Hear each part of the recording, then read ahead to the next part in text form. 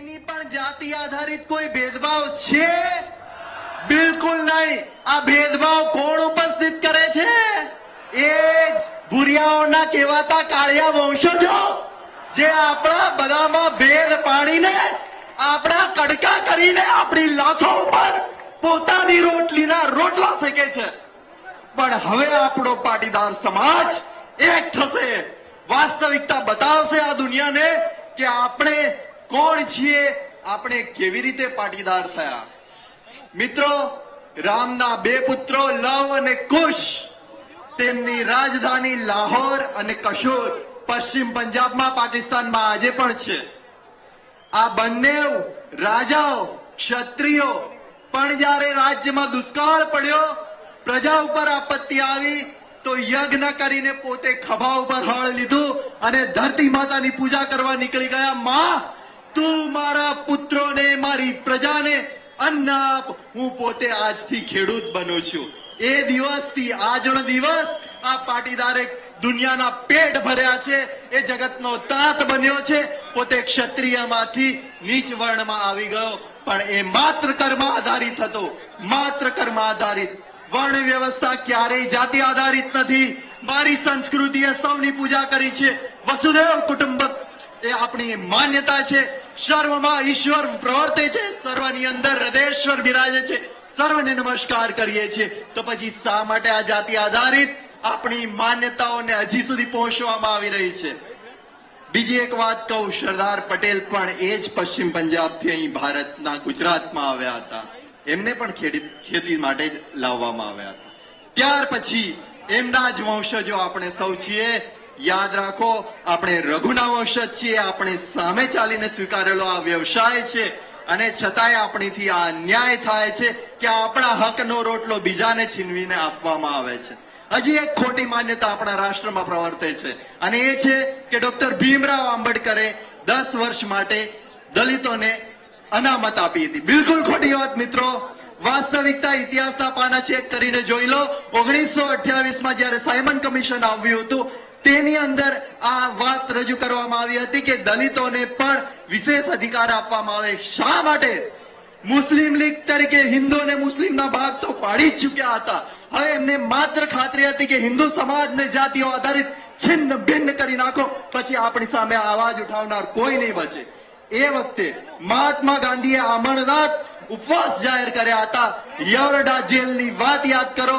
એ યવરડા જેલની અંદર મહાત્મા ગાંધીજીએ જાહેર કર્યું હતું કે આ વાત હું નહીં સ્વીકારું. ગોળમેજી પરિષદનો સખત વિરોધ કર્યો હતો, અને અમરનાથ આંદોલનની સામે અંગ્રેજ સરકાર ઝૂકી હતી અને હિન્દુઓને સંગઠિત રાખ્યા હતા, હિન્દુ સમાજને સંગઠિત રાખ્યો હતો, અને એ સંગઠનના બળથી આપણે આઝાદી મેળવી છે. પણ પછી શું થયું? એ જ ચામડી બદલાઈ ગઈ.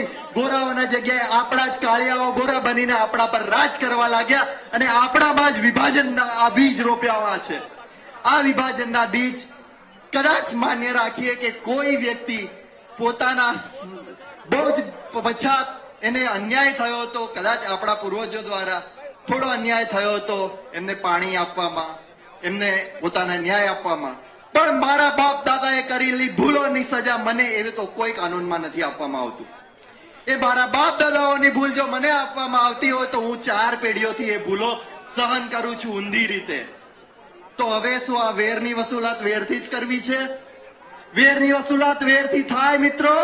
વેર ખતમ થાય ના? ખતમ થાય તો આ ભેદભાવ, ખતમ થાય તો આ વર્ણ વ્યવસ્થા, ખતમ થાય તો આ જાતિ આધારિત અનામત, અને જો નહીં તો પટેલનો પહેલો અધિકાર છે આ અનામત ઉપર, કારણ કે છેલ્લી 4 પેઢીઓથી આ અનામતનો ભોગ બન્યો છે મિત્રો.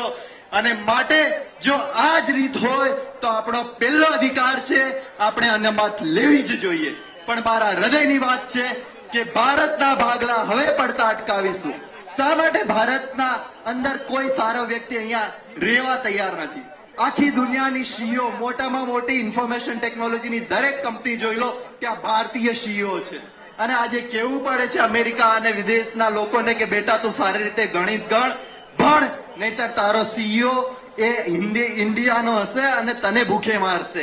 આજે પરિસ્થિતિ બદલાઈ ગઈ છે મિત્રો, પણ કેમ એ સીઈઓ ભારતનો નથી?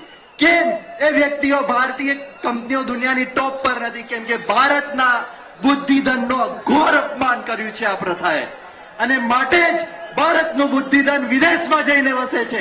ભારતીયોના પૈસાથી એ ભણે છે, ભારતીયોના પૈસાથી એ વિકાસ કરે છે. ભારતનો આઈઆઈટી નો એક પણ વિદ્યાર્થી એ ભારતની કોઈ ગવર્મેન્ટ સંસ્થાઓમાં નોકરી કરવા માંગતો નથી, એ વિદેશમાં જઈને નોકરી કરે છે. આપણા પૈસા એમની પાછળ ખર્ચીએ છીએ મિત્રો આપણે. ભારતીય કોઈ સારો ડોક્ટર ભારતની અંદર સેવા નથી આપતો, વિદેશમાં જઈને વસે છે, કેમ કે આપણે એને યોગ્ય ન્યાય નથી આપતા. અહીંયા ભારતના કેટલાય મોટા ડિફેન્સના શસ્ત્રો આપણે વિદેશથી મંગાવવા પડે છે, અને વિશ્વની અંદર 43% ભારતીય સ્ટાફ જે હોવો જોઈએ એ આજે નાસામાં કામ. તો પાટીદારોની જે યુવા બ્રિગેડ છે તેઓ પણ આ લાખો પાટીદારોને સંબોધી રહ્યા છે. પૂરી થવાની નથી. જ્યારે પણ આ સમિતિ દ્વારા આહવાન થાય એ પ્રમાણે આપણે ભવિષ્યની અંદર જે પણ પ્રોગ્રામ આપવાના થાય, જે પણ કાર્યક્રમ આપવાના થાય, એ કાર્યક્રમ કોઈ પણ પ્રકારની મતભેદ સિવાય એકબીજા પાટીદાર ભાઈઓના ખભે ખભો મિલાવી અને આપણે ભવિષ્યની અંદર પણ આ પ્રોગ્રામ આપીશું એવી સર્વે ભાઈઓને વિનંતી.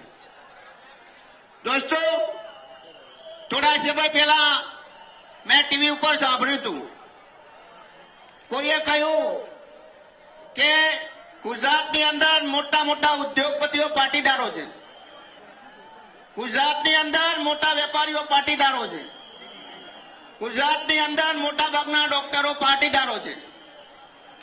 મારે લોકોને પૂછવું છે કે અમે મોટા ઉદ્યોગપતિ બન્યા, મોટા વેપારીઓ બન્યા, મોટા ડોક્ટરો બન્યા, તો શું એ અનામતના લીધે બન્યા? દોસ્તો, આપણે જે પણ બન્યા છીએ એ શું અનામતના લીધે બન્યા છે? 60 વર્ષ સુધી જેને અનામતનો લાભ લીધો છે અને એ પોતાના સમાજની પ્રગતિ ના કરી શકતા હોય તો એમાં પાટીદાર સમાજનો શું દોષ છે ભાઈઓ? અમે 60 વર્ષ સુધી અનામત રાખી, હવે અમને 10 વર્ષ સુધી અનામત આપી જુઓ, બાકી અમે અનામતની માંગણી નહીં કરીએ. 10 વર્ષમાં અમે ક્યાં પહોંચીએ છીએ એ અમે 10 વર્ષમાં આપણે બતાવી જઈશું. દોસ્તો, ગુજરાતની અંદર ઘણા બધા સમાજો એવા છે કે જે ખેતી સાથે સંકળાયેલા છે, જે પશુપાલન સાથે સંકળાયેલા છે, અને એમને ઓબીસી ની અંદર સમાવેશ કરવામાં આવ્યો છે. પાટીદાર સમાજ પણ ખેતી સાથે સંકળાયેલો છે, પાટીદાર સમાજ પણ પશુપાલન સાથે સંકળાયેલો છે. શું અમારી પાટીદારની ભેંસ અથવા પાટીદારની ગાય અને અન્ય બક્ષીપજના જે ખેતી અને પશુપાલન સાથે સંકળાયેલા છે એમની ગાય ભેંસમાં કઈ ફેર છે? અમારી ભેંસ એવી છે કે અમારી પટલાની સવારે 6 વાગે ભેંસને કહી દે કે ભેંસ સવારે 6 વાગે ઉઠી જવાનું, એક ચાનો પૂરો ખાઈ લેવાનો, સવારે 6 વાગે દૂધ આપી દેવાનું અને સાંજે 5 વાગે 5 લીટર દૂધ આપી દેવાનું. શું આપણી ભેંસ આવી છે? જો તમે અમને આવી ભેંસ કે ગાય લઈ આપતા હોય તો અમારે અનામતની જરૂર નથી. દોસ્તો, બીજી બાબત કે આપણે પણ ખેતી સાથે સંકળાયેલા છીએ. આપણે પણ ખેતરમાં જઈ સવારે કાળી મજૂરી કરીએ છીએ, ત્યારે ખેતી કરી શકીએ છીએ, તો અમને પણ અનામતનો લાભ મળવો જોઈએ. બીજી બાબત, ભાઈઓ શાંતિ રાખજો. સર્વે પાટીદાર ભાઈઓને પોતાનું સ્થાન લેવા વિનંતી. બીજી જે એડમિશનની અંદર જે બિન અનામત વાળા વિદ્યાર્થીઓને જે અન્યાય થઈ રહ્યો છે, દોસ્તો, હું યુનિવર્સિટી સાથે સંકળાયેલો છું.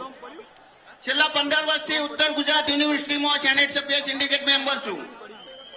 જ્યારે પણ અમે એડમિશન આપવા બેસીએ છીએ ત્યારે નિયમ પ્રમાણે 49% એસસી એસટી અને ઓબીસી ને એડમિશન મળવા જોઈએ અને 51% એડમિશન જનરલ કેટેગરીના વિદ્યાર્થીઓને મળવા જોઈએ. જ્યારે પણ એડમિશન આપવામાં આવે છે અને એનું ફાઇનલ એનાલિસિસ કરવામાં આવે છે ત્યારે 60 થી 70% એડમિશન એસસી એસટી અને ઓબીસી વાળા વિદ્યાર્થીને મળે છે. માત્ર જનરલ કેટેગરીના વિદ્યાર્થીને માત્ર 25 થી 30% એડમિશન મળે છે. દોસ્તો, એમના માટે વય મર્યાદાની અંદર શું બંધારણની અંદર કોઈ જગ્યાએ વય મર્યાદાની છૂટ આપવાનું લખ્યું નથી. આપણા માટે નોકરીની વય મર્યાદા 35 વર્ષ અને આપણા માટે 30 વર્ષ અને એમના માટે 35 વર્ષ. દોસ્તો, જે પાસિંગ માર્ક્સ છે, પાસિંગ રેશિયો, એની અંદર પણ આપણને અન્યાય થાય છે. ચાલુ સાલે મેડિકલની વાત કરું તો ચાલુ સાલે રાજ્ય સરકારની મેડિકલ કોલેજોની અંદર લગભગ 3620 જેટલી સીટો હતી. 3620 સીટોની અંદર જ્યારે એડમિશન આપવામાં આવ્યા એમાં 15%